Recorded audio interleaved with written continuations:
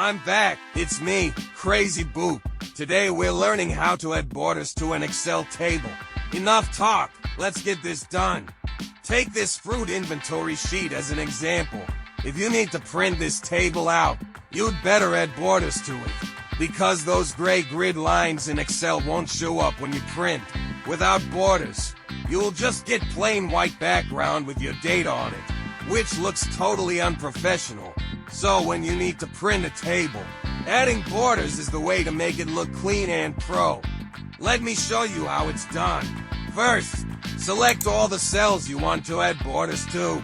Then click the Borders drop-down menu. Choose all borders. Boom! Done deal.